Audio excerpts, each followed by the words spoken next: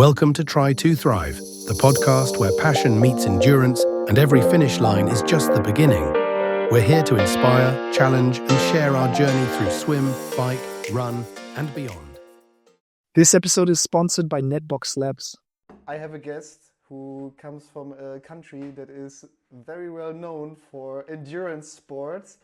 And of course, he's also a very good sportsman, as you can assume. His name is Niklas Hoff Sekkelsten, extreme triathlete from Bergen.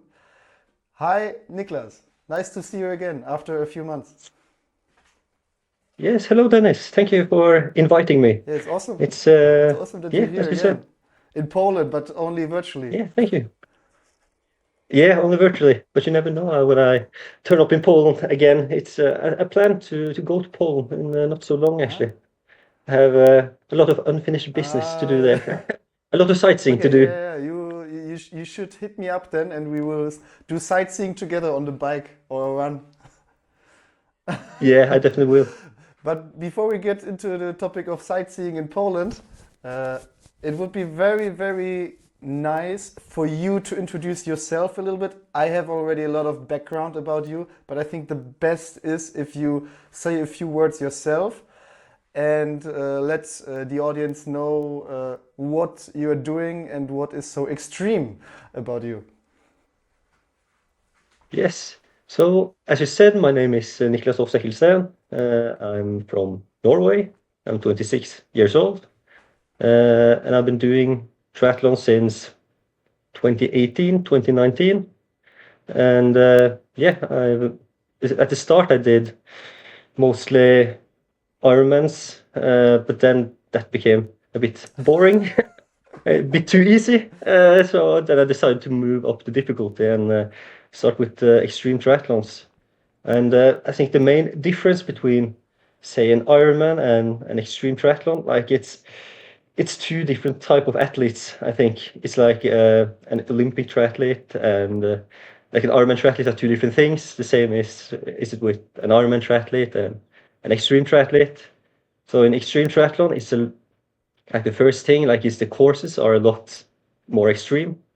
Ironmans are usually situated in some big city usually, and like an Ironman is a very big event. You have maybe 2,000-3,000 people attending, and you have like drinking stations. You have big T2 area, but in extreme triathlon, it's more like it's much more smaller, and it's much more out on the countryside usually. So you have to travel quite far to get there. So even you have to like go to the you have to go to the big city usually, and then travel like a few hours to get to the starting line. But I think the biggest difference is, of course, the courses is a lot more extreme, especially when it comes to elevation.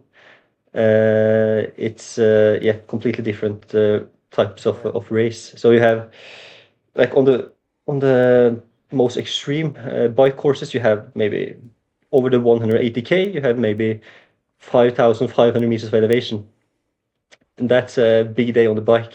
And then you're going to run a marathon in the mountains afterwards.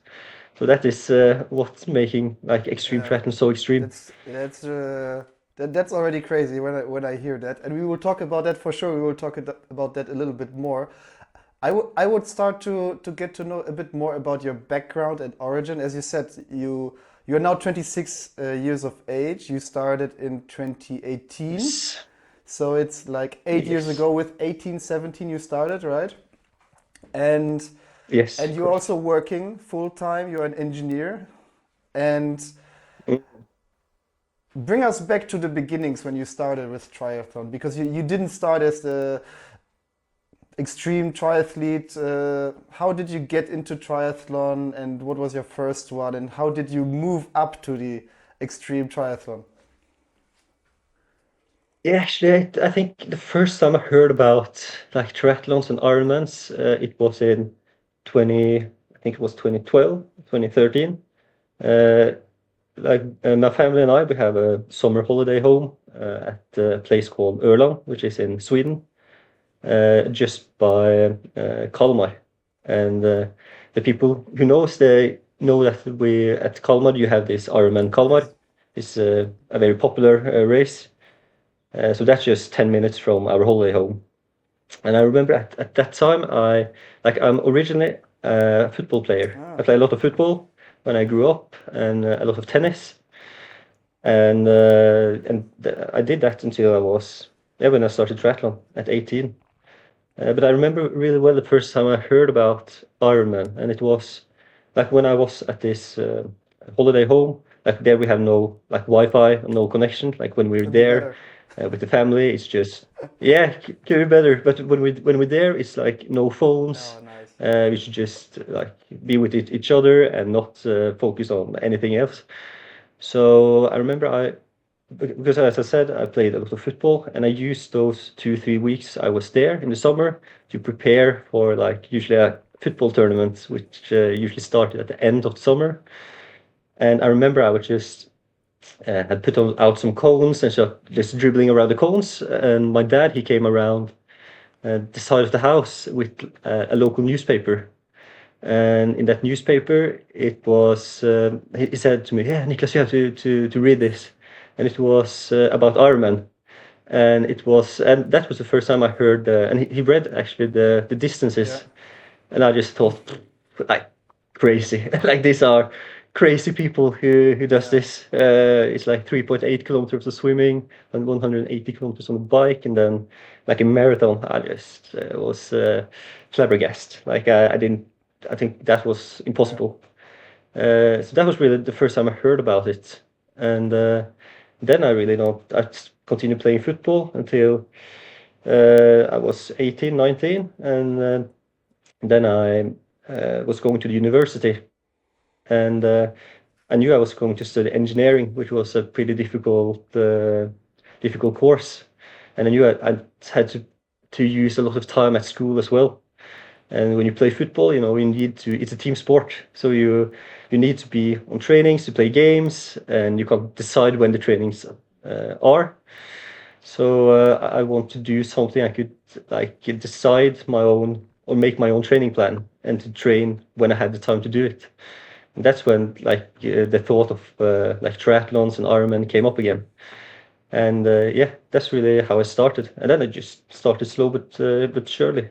I started with going just started on the gym on stationary bikes and like the treadmill, and then just over the years it gradually got more and more training, and eventually I'm like now 8 years in and doing extreme triathlons. And I think from 2018 as where I started and to 23, like I did pretty well as well, and I thought like this is maybe something I can do professionally actually. But in 23 I had that was going to be because you have the COVID years as well in this, so I was able to train very very good, and I did my first race Ironman Kalmar in So 22, that was your first race, and 2022. But before you were only that's my training, or first you official also race. you were having a race, but by yourself, right? At your holiday place. Yeah, I actually did. Yeah, the year before, 21, I did my first Ironman, unofficial By Ironman. yourself. So I just made my own by myself. So I just made my own But your route first or my own triathlon, like your course. first proper triathlon, was already before, or did you sign up somewhere, or did you do anything before? No, I didn't sign up. Like the first I actually had, I think it was, which I remember, was Ironman 70.3. Then that's also something I just did by Yeah. myself. So I just made my own course at my hometown, and I got help from my dad and my mom to Nice. be my supporters throughout the day.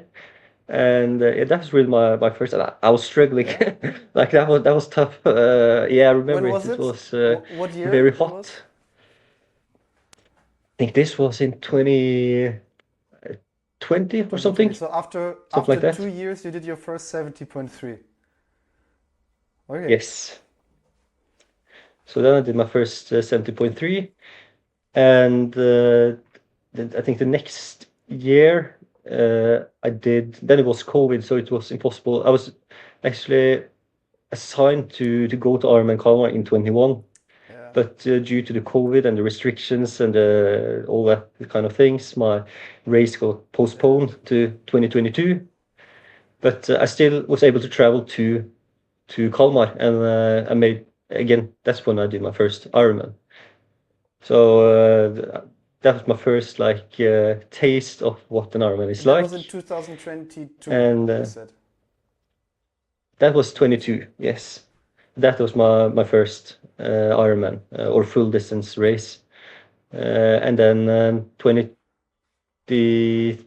No, yeah, that was 21. Was my first actually, and 22. That's when I was able to do an official one in Kalmar. And in 23, I decided to do. I did pretty well in that race, and I had the fastest run split, I think, out of everyone, and the pros as well, Really? for the last 5K. Yeah. What was So the I had a 5K lot. split? I was 350 or 340 or something like that. It was I had a lot to, because on that race, especially on the running, I'd never done I tried to do. I'd done an Ironman the year before, but I wanted to make sure I don't Yeah. cramp or get anything like that. So I just held a lot. I just tried to save as much energy Yeah. as possible. But when it was 5K again, I just think I just let it all out, and Nice. yeah, it did went pretty well. And that was Yeah, in and then 2022 at the Kalmar Ironman. Okay. yes, So correctly, in 2020 and you had your first 70.3. You said you were yes, struggling, but how much struggle yeah. was struggle for you? Yeah, it was because I always yeah, it was quite a struggle because I decided the route it wasn't that good of a plan because the route I took was a lot of elevation, and I hadn't really and it was very hot that day as Yeah. well. So usually I think my body was ready, but it was more the nutrition Yeah. part. I didn't have enough experience in knowing what to Yeah. eat and how much to drink, and so I did in a bit of an impulse thing, but I managed to do it, but it was barely. And but that was in yeah, and then 23, after the Ironman race in 22, I thought I signed up for two races. I did Swedman, which is an extreme race in Sweden, and I also signed up for Ironman Kalmar again. And I thought this time in Ironman Kalmar, I'm really going to do a very good race because now I've done it once and I know the route and I know I've already done an Ironman, so I'm just going to race pretty hard. But so I did Swedman in 23, and that went also pretty well. But then, and after Swedman, I took a week off, and then I had Ironman Kalmar in the end of August. But in between, on my first, after a week off after Sweden, I decided to do my first long session again, a long brick session at race pace, and yeah, I managed to crash on the bike and got pretty seriously Yeah. injured. And I already know what was your injury, but tell us. yeah, yeah, it was very bad. I actually, so the plan for the day was to ride 130 kilometers and then go for a 20-kilometer run afterwards. Typical brick session. And the first 119 or 20 kilometers went really well. I was riding really fast, and yeah, I think I have still at second place, I think, for the fastest split times on the route at home. But yeah, it went really well. But on the last turn, I was riding it was a bit of a downhill section. I came around a turn on the flat part. This time, I was riding 60 kilometers per hour, something like that, and I managed to hit a small rock at the side of the road, and or small and small, it was like a medium-sized rock, I think. And when that happened, my bike kind of did a jump, And and when you ride TT, you like a lot of your weight is your weight is distributed differently than on a road bike. So you have a lot of pressure on your forearms. So when my bike dropped or jumped a bit, my I had an old TT bike at that point with clip-ons. So I didn't have integrated handlebars or aero bars. So when my bike jumped, one of the screws came a bit loose on the right side of my aero bar, and when that happened, like my body, like I went from sitting like at a 90-degree angle to suddenly having one arm in like a 150-degree angle. When you have a lot of your body weight like on your arms, my body was just like I was just thrown off the road on the bike.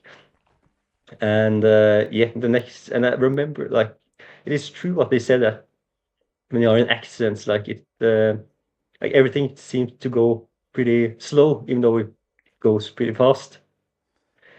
So I remember I saw like my front wheel just slowly but surely move towards like the end of the road, and then eventually I could see like my front wheel just go out of the side of the road, and then I don't like usually on roads you have this like drainage passage, which you have like goes like this and then goes down. You have like half a meter like on the side of the road, which is like a drop. And I remember I saw my front wheel go up over that, and then that's the last thing I remember. So the next thing I remember, I was actually just woke up and I was just laying in the side of the ditch, and it was not really good. The pain everywhere. And obviously you had to drop out that day, right? You didn't finish the 20-kilometer Yeah, run afterwards.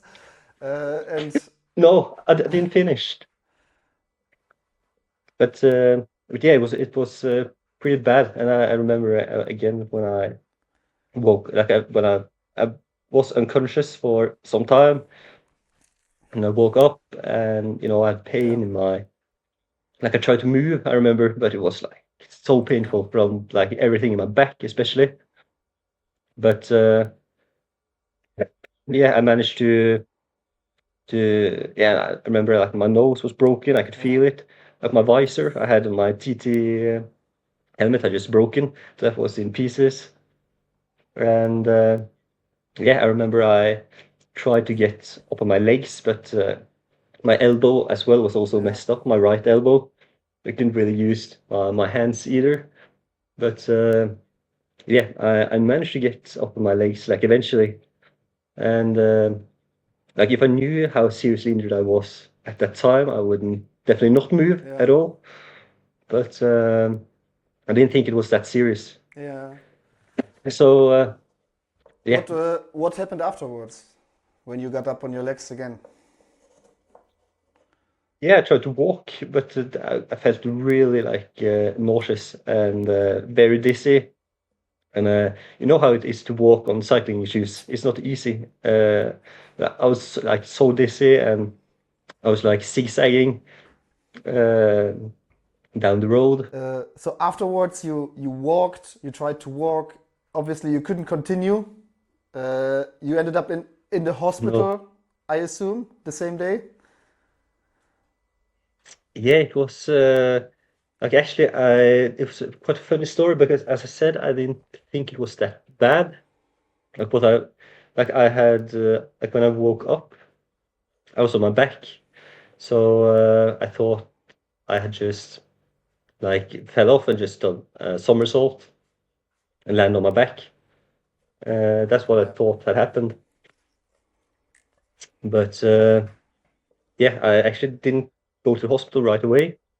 I went home and had a shower, and then I like got my helmet, and I saw that my at the top of my helmet, which just looked like someone has used a hammer, Oh. and just because it was just a big dent. So and that's when we called like the hospital, and they want us to come, and then like the next 48 hours were pretty intense. And that's a long story in itself. But eventually I was able to like get to do like all the Yeah. scans, the CTs, MRIs, everything, and the result was or the most serious of the injuries I had was one fracture in my neck and 4 fractures in my back. And just a back that was like muscle, like it was so Yeah. messed up, like so much like tendon damages and muscle damage, and like Yeah. it was a And that mess. was, if if I understand you correctly, it was in 2023 before the Sweetman, or what was it before the No, Norseman? this was before our Ironman Before Kalmar. Ironman Kalmar in 2023, right? Yes, Yeah. yes. And So I like already 6 weeks, did 6 weeks or Sweden. something like that before that, or how much was it? I think it was 4 weeks, something like Four that. weeks before that. And I I think now now, now is a good moment to talk about your like mental state when you were in this hospital, when you got all these results and yeah, all these fractures, etc. You really got to know. You are 4 weeks before your next race. What were you thinking? How was your mental state? How would you think your next weeks would look like? Were you like in this state that I can't do that anymore, I want to quit? What was going on in your head? Well, I think actually I was like enjoying it a bit. Actually, like it's I was like enjoying it a afterwards I bit. know like I didn't expect that. no, but afterwards you like I think those I was put like a neck collar or neck cast. I had to wear it for I think around 4 months. But I think to this day I think those 4 months are probably the best 4 months I had in my life.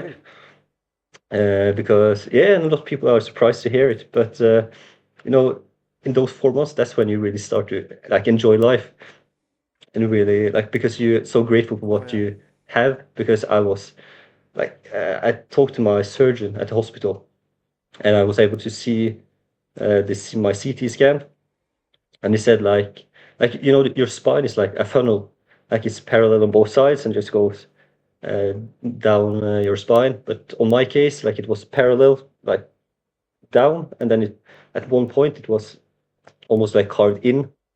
So my spine had like an S Hmm. shape. So he said on me it was like it was almost a Yeah. miracle. I didn't like it was a complete like spinal cord injury, and if that had happened, I would probably definitely be in Yeah. a wheelchair for the rest of my life. Or like at worst case, I would probably die because it's when you hit your head like in straight on the ground in 60 Yeah. kilometers an hour, it's not an ideal situation. But yeah, because when you like the thing that I said that it's probably my best 4 months of my life is that uh, when you are not like that injured, you don't appreciate like the small things in Yeah. life. Like for me, I couldn't shower without needing help of two people. Like I couldn't eat with a knife and or a spoon or anything, or like drink. When I was like drinking from a can or a glass, I couldn't like finish the last few deciliters because I Yeah. couldn't move my head backwards. So yeah, and it's a really weird feeling because I was like a Swede man, like doing one of the most extreme races in the world, to not being able to Yeah. take a shower by myself. But I really actually enjoyed it because I still could move my legs, and I knew like it was just a matter of time before like I do like that neck collar wasn't going to stay Yeah. on forever. So yeah, I think I just start to enjoy things a lot more. Just like went out and just look at the and walked. I walked a lot because I couldn't. I was very. I wanted to keep all my routines as close to what has had been before the Mm. accident. to make sure that when I first got that neck collar off, like the rehabilitation process wasn't going to be that long. So I walked a lot, and usually I woke up very early, around 5 o'clock.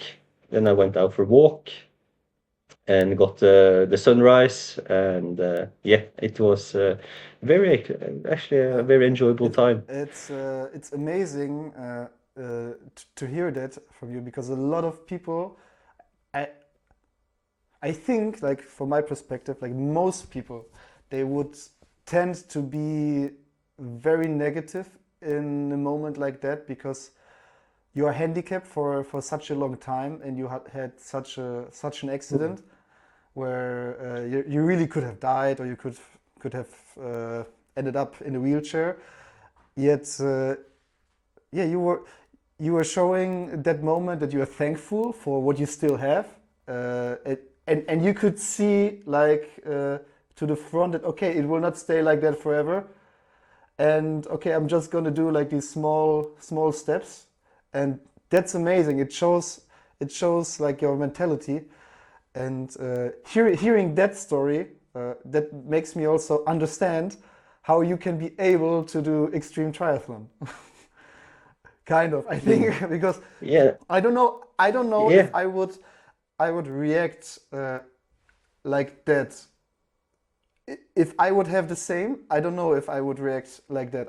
I think my feelings, my emotions, would be very, very strong, and it would be hard to focus on what is still good, what I still can change and everything. I think I would need for sure much more time to focus on the next step.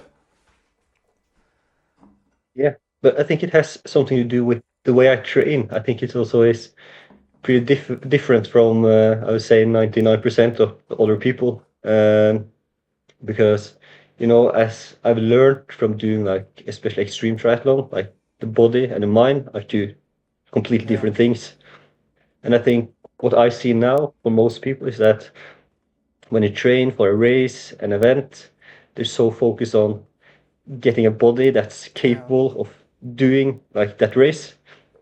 So they put out a training plan. Like if you're going to run a marathon, put out a training plan, and you say, okay, I'm going to do threshold work, like yeah, intervals, long runs, and then they just focus on that. But for me, like my focus has always been yeah, like on my mind yeah. instead of That's my interesting. my That's body. very So interesting. yeah, And uh, so yeah, so when I train for a race, instead of like looking at, like, say, the course, yeah, and like analyzing it, and okay, this is this long climb, I have to do climb specific work. Instead, what I do before every race, I just visualize myself being at the start line, and then I try to capture all, like, the feelings, yeah, emotions that appear when I'm standing there at the start line, and I try to capture it. And based on what, like, the feelings I have, I know what I need to work on. And that's yeah, that's how interesting. I put out my training. And yeah, and my training is a result of, when all the sessions I do, usually it's then my focus is not on my body, but on my mind. So for if that's like running indoors, say a 50K indoors, I've done that Ah, I on a remember that. treadmill, I saw that on and Strava. that's not the yeah, and that's not really. And most people think that that's because I want to be fitter or have a body that can Yeah, go further. But for me, that's not really the case. For me, it's more about the yeah, head, to be able to. It's more a challenge to be able to take control of your head, to be able to yeah, block out everything else, and just focus on what you're going to yeah. do. It's crazy. 50 kilometers on a treadmill is really crazy. I did a half marathon on the treadmill, and it's like really like it's hard to enjoy something like that for me. Yeah, but it's just training. I think like I talked to my dad about it as well after that session, and he asked me, like, what do you think about, when you're Yeah, out, like, running 50K on treadmill? And like the truth is, I don't know. I ask myself the question because I have no idea what I'm thinking about because I'm pretty have pretty good control of my head, I would say, or my mind. So I'm able to just Yeah. block everything out and just be in the moment. And when you are like so in the Yeah. moment, you forget like everything about Yeah. distance, time, and you just focus on getting like the Yeah. nutrition in. And Do yeah, you sometimes like when it gets hard? What are your thoughts? And yes, we know that during an Ironman, I mean for you less, but during a triathlon, during an Ironman or extreme triathlon, at some point it gets hard. What what is your mind saying to you when it gets hard, or are you still able to block everything and you don't really have thoughts and you just think about the next step? yeah, it's more like the last thing you said. Like I'm able to Yeah, just block it out. It's the same with injury. Like you just have to. Usually in like an extreme triathlon, at least like everyone comes to a point where your body is so yeah, exhausted, where you only have your like your mind left. But you just have to like accept it, I think, and just adapt as much as good yeah, as you can. And I had a lot of races with and it's for me I think the most important things you need in those situations when it gets tough, when it gets hard, is that like for me, as I said, like at the start or a few minutes ago, with like before every race, I try to like visualize myself standing there and the feelings that appears. And for me, like been doing extreme triathlons for 3 years now, and for me, it's mainly three things that comes up. And that's before a race, it's fear, it's confidence, and like belief. Like so that's the things I work with in my training to mm, be able to increase like to be more fearless, to increase my confidence and to believe in myself. So when I get to those points later on in the race, that's something I actively are focused on in my training. So when I get to it, I know mm, like it's not really a problem. okay, And I think that's for me that's been really important. And like the thing with the like so my body is usually I think the best part of training like that is that your body is not really important. Like it's your head and how you use that's important. So when I was injured with my neck and had to use a collar for 4 months, like most people they just assume yeah it's you can train for 4 months, but the truth is that I trained a lot in those 4 months because it's my head that's still I was still able to yeah, train my head even though but my body isn't important. So that's just going to the body's just there to keep to be able to get to the finish line, but it's not really that important. It's yeah, it's the mind that rules how it. did you train your mind for these 4 months where you couldn't train physically? No, it's the same as in every like extreme triathlon. It's the same. Like I just again I just took the emotions I had at the moment, the feelings, and usually it's like fearlessness, confidence, and believe in myself. And I just started to, for me, it was walking. So I started to just, I think the Mm, day after that I got home from the hospital, even though it was very, very painful to go up and move, but I decided I wanted to, like, yeah, I had to move to just keep the circulation up. But I so from day one, I started to mm, walk 3 times around the house during the day. That was like the goal of the day. And then after a while, I became yeah, more confident. I believe in myself I could go those 3 rounds, and then I increased it to 5 rounds around the house every day. And then it became like 3 times every hour, yeah, 5 times every hour. And then I started to go on walks with my mom and our dog. And then I started to go on my own like longer mm, walks, and like eventually I had like I think at most I walked 80 kilometers at the end for yeah. And then my longest walk with like neck collar was, I think it was 35 kilometers or something Wow. like that. That's a So lot. that That's was really like, a lot.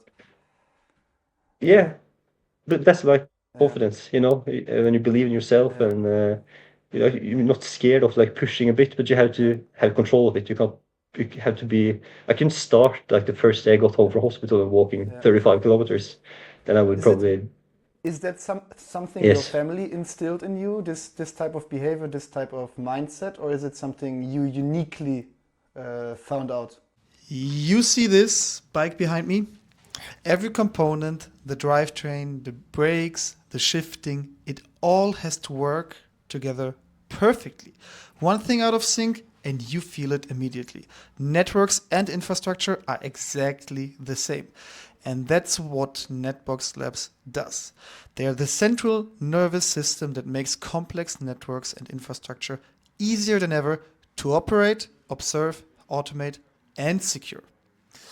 Whether you're a network engineer managing thousands of devices or a CTO who needs to know that everything is running the way it should, Netbox gives you that holistic view, eliminates the silos, and puts you in total control.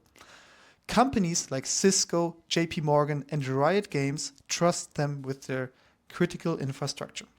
So if you're in the network and infrastructure space, check them out at netboxlabs.com. Big thanks to Netbox Labs for supporting Try to Thrive. I'm not sure actually. It's I think it's a bit of both actually. Like I have like a grandma, she's over Oh 100. wow, Uh, that's she awesome. she unfortunately she passed away a few Oh, weeks sorry, ago, my but my condolences. she got to yeah, thank you. But she was over 100, and she always told me, and she like that's if you tell me like that's endurance, that's really endurance, and yeah, and then she was one of the most. She was very motivating for me to like do the things I Mm, do now, because she always said like because something that are fascinating to me is the fact that getting old, because like everyone, I think, no matter how many money you have in your bank or what you eat or how much you train, like everyone yeah, gets old eventually. But like you and me now, we don't know anything about being yeah, 100 or like getting really old. So I talked a lot with my grandma about being old, and she said like how it's like, and she said that like being old is like she felt that her mind was like it was when she was in her 20s, but it was just her body that doesn't didn't yeah, respond the same yeah, way as it did. So she was always like saying to me that it was so important to like use your body yeah. when you have it, and to really like test it to see what is made of. And for me, that's been very motivating, and that's one of the I think biggest reasons because why I still do this. That's great. That's great advice. That's great advice. I don't think that in my family at, at least with this part of the family I was in contact with, we didn't really have this kind of mindset.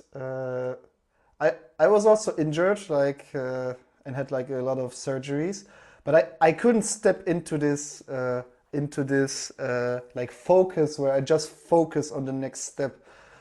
I tried to do that, but then I had another setback that again would throw me back, and that kind of like brought me to leave the zone, like where you focus on moving forward, and Yeah. then it it it threw me like so far away that it took like years to get back to it. Okay, I can start again.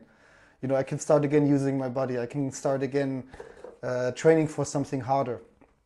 And yeah, this is the ingredient I missed like 11 years ago when I got sick, which now for like I have it to a certain degree, for sure not as much as you have it, but yeah, that's something very important that not only for triathlon but in general for life. If you have that, it makes it much easier. That's why it's so awesome that you shared it. I think it's like that's the thing again. Why I think it's important to focus on your head, and like how you feel instead of like just your body, because your body is just it's going to Yeah. fade away like eventually, but your mind, it's you're going to be with you for the rest of your life. So if you're able to keep like train your mind early and build up that confidence and fearlessness and belief in yourself, I think that's something that you're going to benefit Yeah. of for the rest of your life. Yeah, that's true. Getting back to the moment after the injury, you said you were for 4 months in this cast, but Yes. I'm sure that you decided to race again already directly after the accident. Yeah, it was actually, yeah, but I actually got in I think I took the neck collar off in end of or in the start of November. Then it started October the same year. I found out that I got a place to go to Norseman Extreme Triathlon, and that was in October. Or like I got the message in October, and the race was in August 24. And I remember I wore the neck collar for like around the start of November, and I remember I took that neck collar off, and my head just Yeah. fell to my chest, because when you have when you don't have used your neck for 4 months, you don't have any Yeah. muscle left, and your head is really heavy. It's like 8-9 kilos, and it's like trying to balance a bowling ball on like spaghetti. It's all over the place. So yeah, I was a bit in a hurry to try and get to the starting line at Norseman. But again, I walked a lot, so my legs or my lower body was a lot of I was able to keep a lot of muscle and don't lose that much. My running legs were very good, actually, pretty fast, and my bike legs as well. It was just my upper body, the strength in my back, my neck.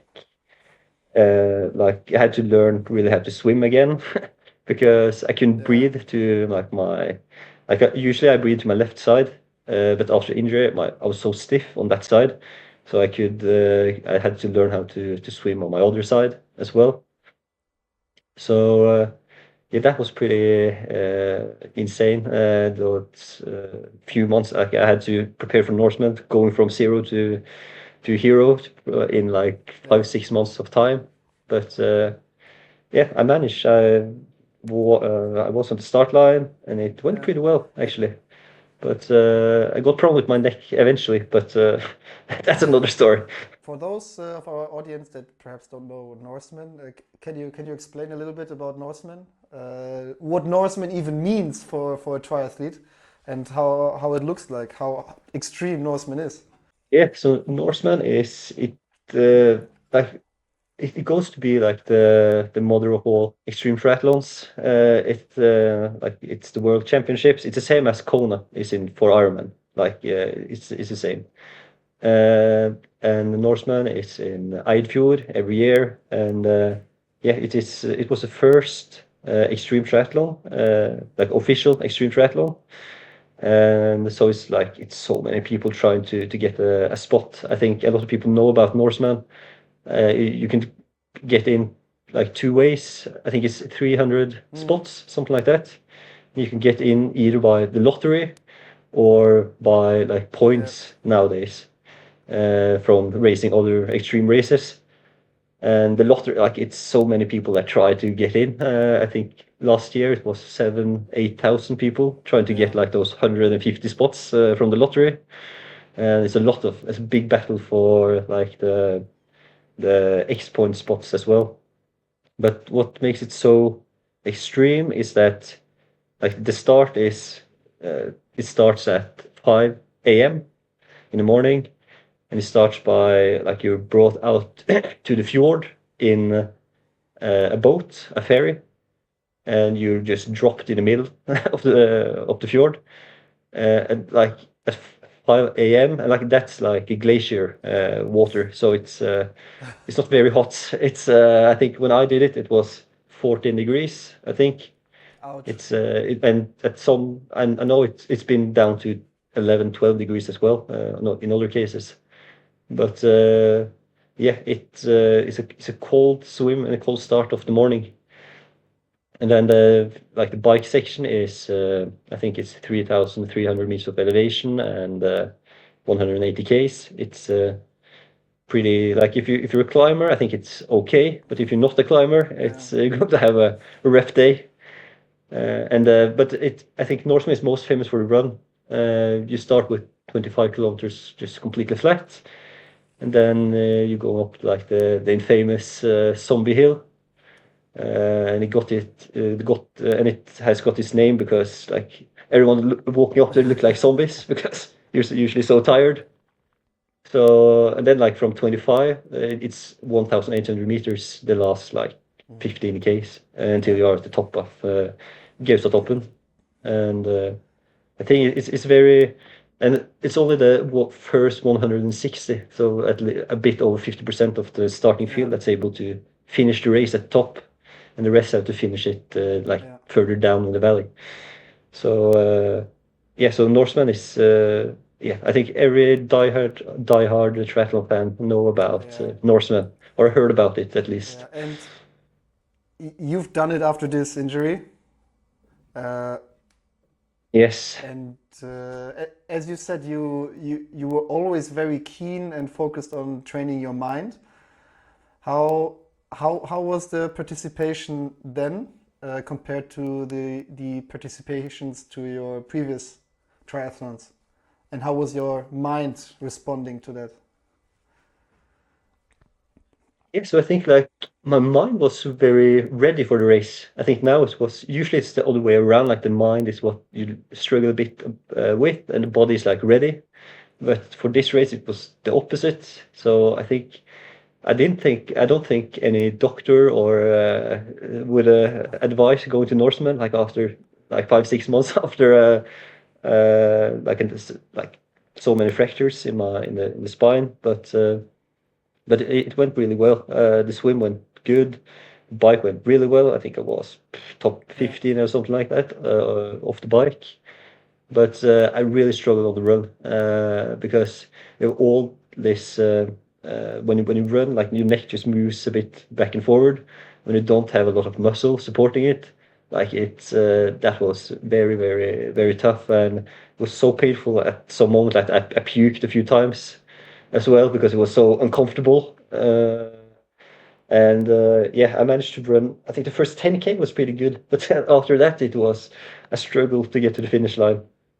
But I got to the finish line eventually. But then I had to like lay down on top of Mount Gausta, and yeah.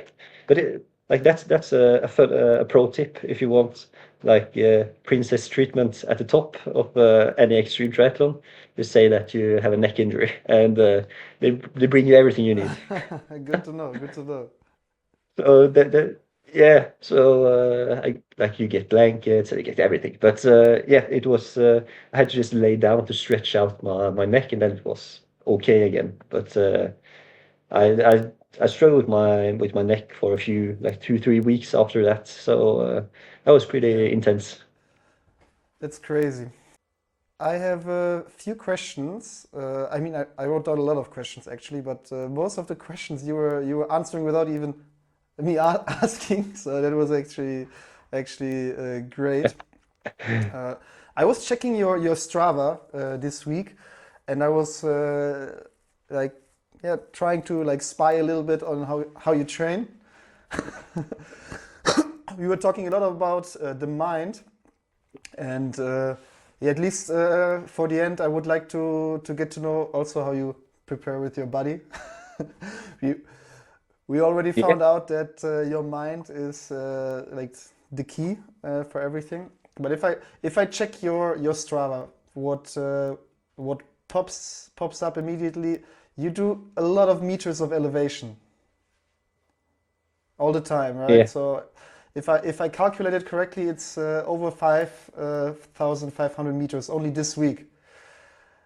Is that a normal week for you, Mm. or is it something special? How do you plan it?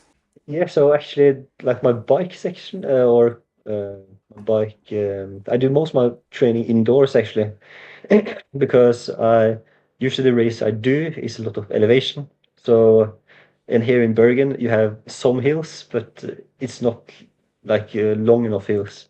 You have to like ride it maybe 3, 4, 5 times up and down, and that will like your brakes is not Yeah. capable of doing that too much. So most of my sessions on the bike is indoors because then I can just take courses that have a lot of elevation.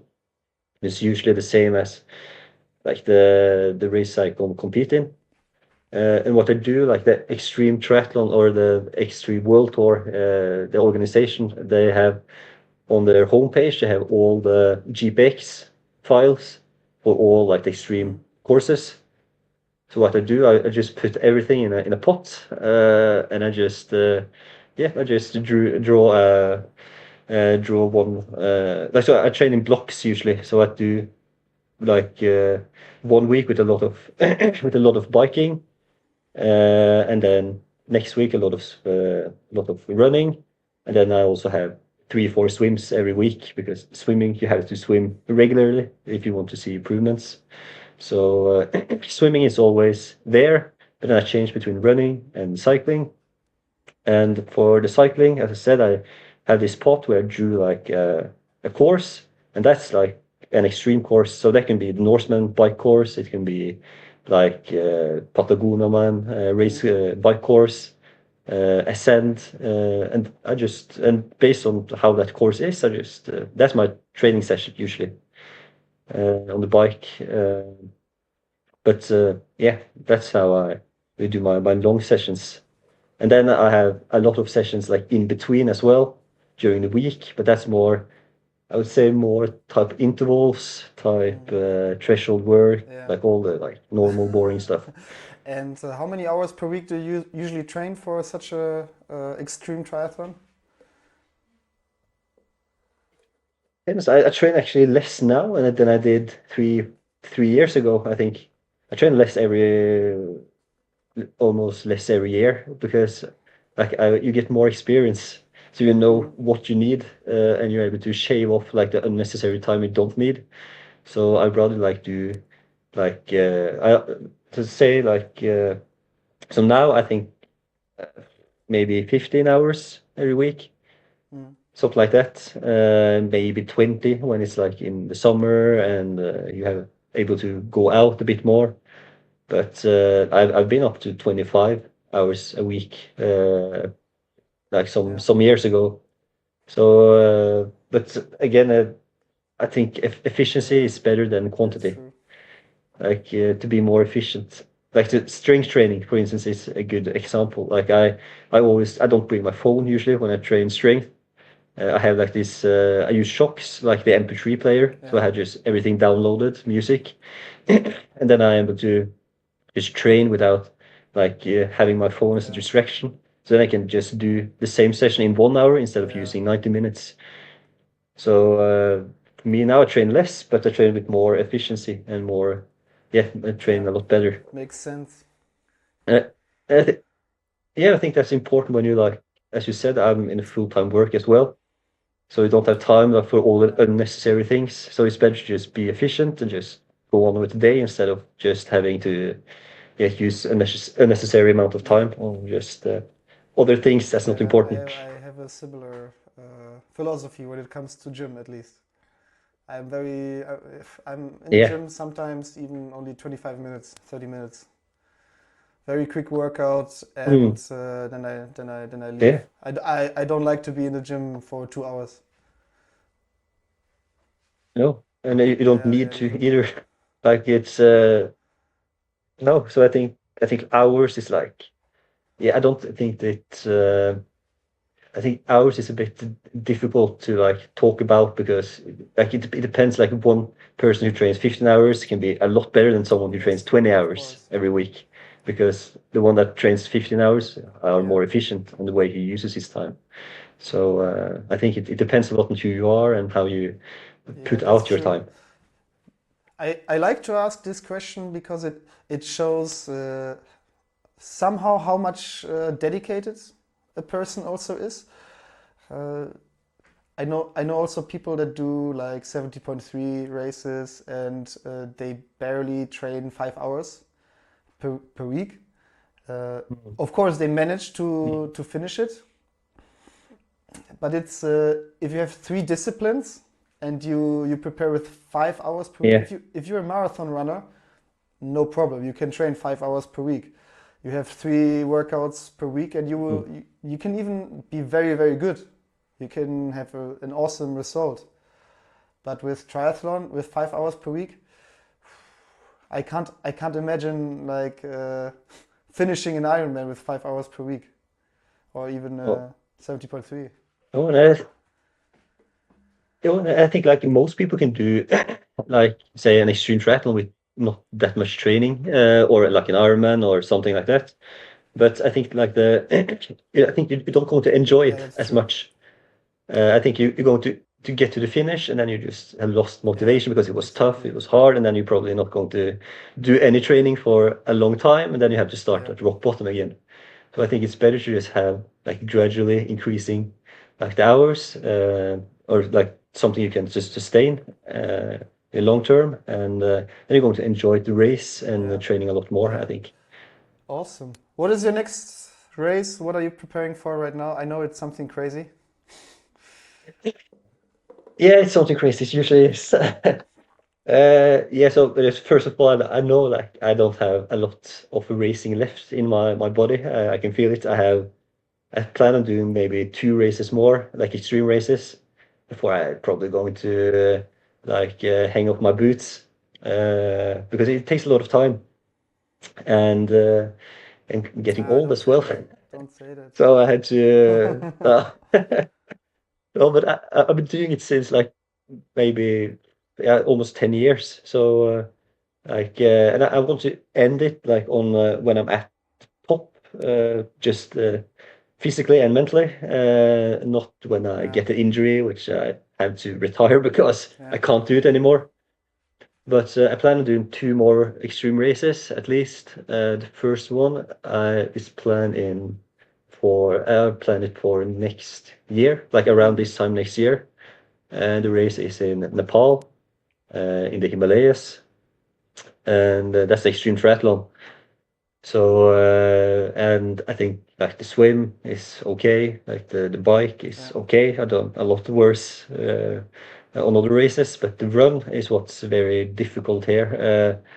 So I think we're going to so from on the run the T2 is at 1,700 meters above sea level, and then you're going to go up to 4,000 meters above sea level before you have a turning point, and then you head down again to the finish line.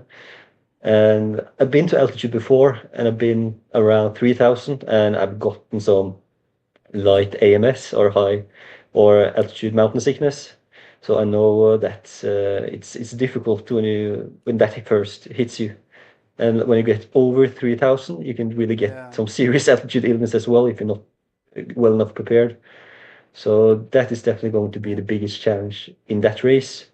But for me, yeah, it sounds like just an yeah, amazing trip to be able to race beside like the highest mountains in the world. You have like Everest on one side, and you have like the Annapurna Massive, like on the other side. It's sounds it insane, does sound insane. and I can confirm. yeah, yeah, and for me as well, I think it's going to be quite emotional because like when I started to run like when I Yeah, was probably 10, and just around like in my hometown in the forest, and like at home we have like this Overwatch tower where you can just run up there. It's like 2 kilometers from where I live, and you get like a view of like all my hometown, and you can see to the capital of Norway, Oslo as well, from there. And it's crazy to see like those sessions like at the start, like that view is going to be changed for like Everest and like yeah, Annapurna. Like that's just insane. So that's definitely going to be like something to I'm going to remember for the I rest can of my life, I imagine. think. So But I wish it was tomorrow because my body is ready, like my mind is ready. It's just like just have to prepare Yeah. for altitude and a bit of heat and Yeah. the It would be humidity. awesome to connect again,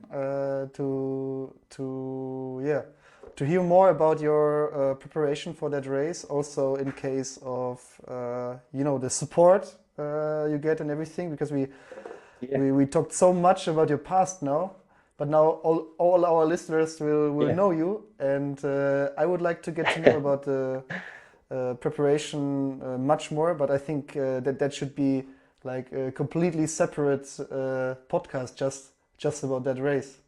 So yeah, I would be happy yeah. to connect It's once again. It was a pleasure to talk with you about how extreme you are, and this is like from my side a compliment, because you are, yeah, this type of person I rarely meet, and you're an inspiration that even when you had this accident, you were just going forward, and yeah, thank you for sharing that all, and I am trying to copy some of your behavior, some of your like, yeah, mindset, yeah, but not the not the injury. injury, yeah.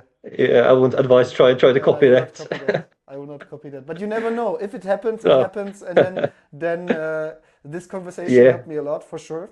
And yeah, to sum it up like completely, one last question for you.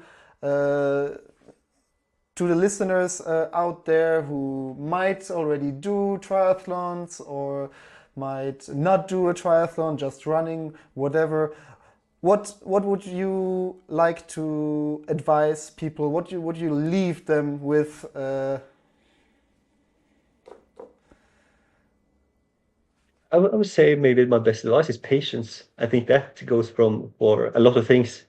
I don't like I can see now that a lot of people they want to do endurance stuff and they want to do it so fast. They want to like run a marathon, like they've gone from zero to hero and want to run a marathon in a year. But I think people need to like bring their shoulders a bit down, relax a bit, and just try and instead just enjoy it because then it's the road to that goal is going to be a lot easier. And if you just try and rush it all the time, then you end up injured. Your motivation goes up and down, and yeah. So that's my best advice to just take things a bit slower. Like it's no hurry. Like you don't need to. You can use your time. You know. I think that's your body is very adaptable, but it needs time to adapt. And yeah, so I think that's my best advice. Just take it slowly, and just try and enjoy. Very wise words. Thank you, Niklas. I hope we will connect once again. And good luck, much health. Definitely. See you soon.